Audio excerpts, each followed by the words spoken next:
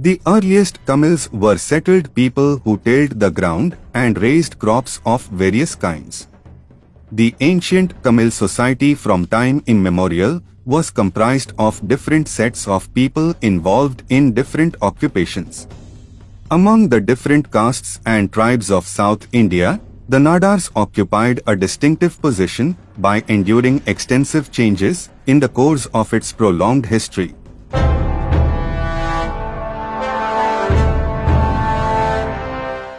The Nadars were known for their traits called Santranmai, that is, nobility, because they were capable of controlling various prospects and pursuits of life in a noble and acknowledgeable way.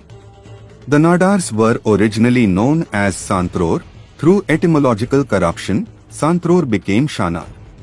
The Sangam literature finds plenty of references to the term Santror. There are certain references to Santror in Tolkappiyam, the earliest Tamil grammatical exposition. Pathitrupathu refers to the Santror as a warlike tribe.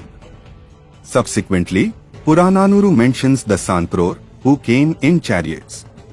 There are innumerable chances for considering Nadars as Santror, though it was corrupted into Shanar in a colloquial form.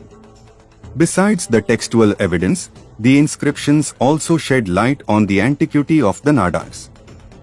The Nadars were people who helped the Jews when they came and settled in the Chera country. Kollam Syrian copper plates also mention Shanar. The terminological similarities point to the fact that the Santror or Santrar are the ancestors of the Shanar. The Shanars were a group of people from a particular community with subdivisions. All of them were generally known by a common term called Nadars.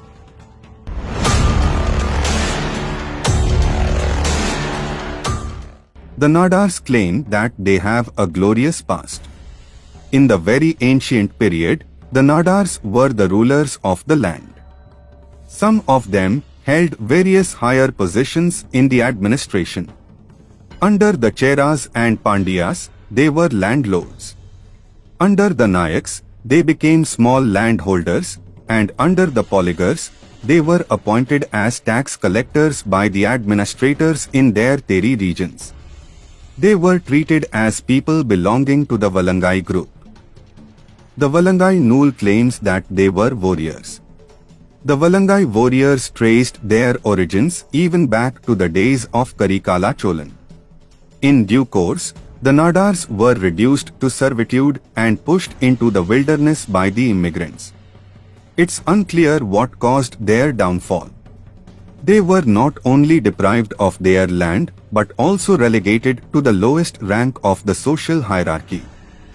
When poverty and starvation haunted them, they moved to the forest and hilly tracts and resorted to the most hard and dangerous professions, like climbing the tall palmera tree to extract its sap. Those who crossed the sandy coastal region with their group and family settled in the coastal regions amidst palmera forests. They used those trees as their means of life.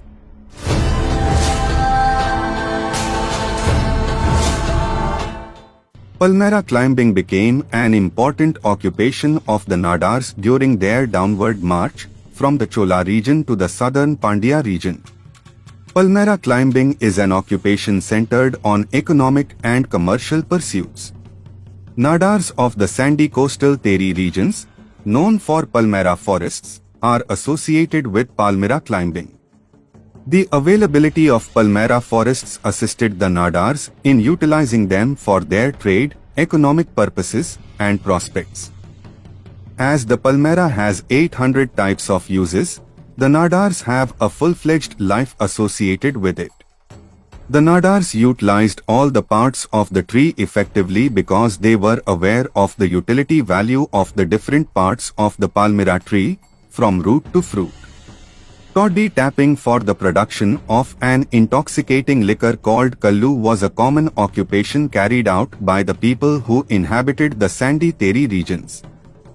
Most of them were engaged in toddy tapping and jaggery making. The Palmera climbers, called Panayaris, were treated as an occupational group.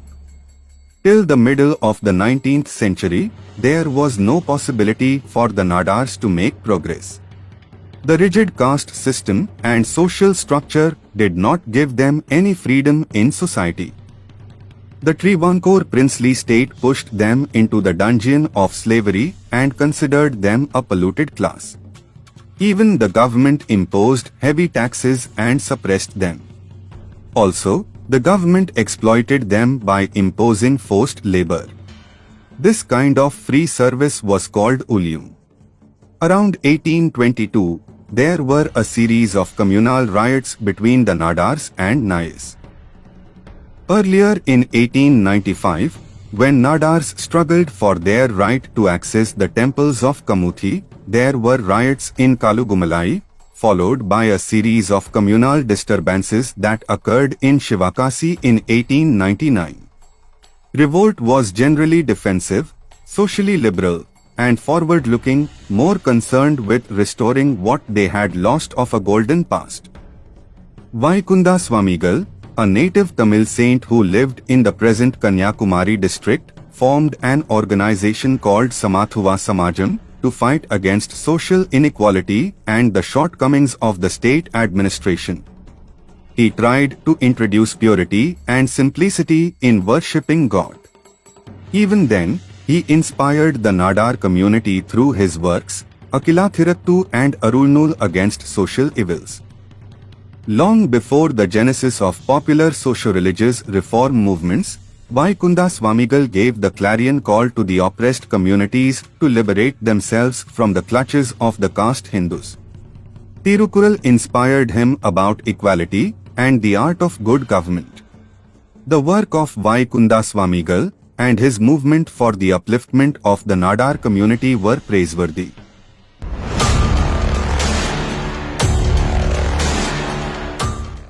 At the end of the 19th century, Nadar's economic position steadily increased and they wished to acquire social status. But their attempts were foiled. They realized that they should be organized into an association. The collective efforts of an organization would be stronger than individual efforts. This resulted in the formation of the Nadar Mahajana Sangam in 1910. The first Nadar Sangam conference held at Poriyar expressed their loyalty and devotion to the Emperor of England, Edward. In the succeeding conferences of Nadar Sangam, resolutions were passed demanding the representation of the Nadar community in the Madras Legislative Council. Following the government's order regarding the census, Sangam's Executive Council decided to request that the government adopt the term Nadar instead of Shanars for use in all government records. The main aim of Nadar Sangam is to encourage and help all endeavors for the spread of education and enlightenment among the people. The idea of a scholarship program was developed rapidly in the history of Nadar Sangam. The Nadars, who engaged in trade and commerce, built Petai for the betterment of their economic prospects. As there was no safety on the roads for the traders during those days, they constructed Petais on the trade routes, where they could stay with their carts and bullocks. The rapid and frequent movement of goods from one place to another involved the engagement of a large number of carts and bullocks, besides the construction of new Petais. In the beginning, trade was carried out mainly on jaggery, fish and salt. Then they started trading in tobacco, cotton and groceries. They went to the extent of starting a bank called Nadar Bank for their financial needs. Today, the Nadars were one of the most enterprising communities in South India.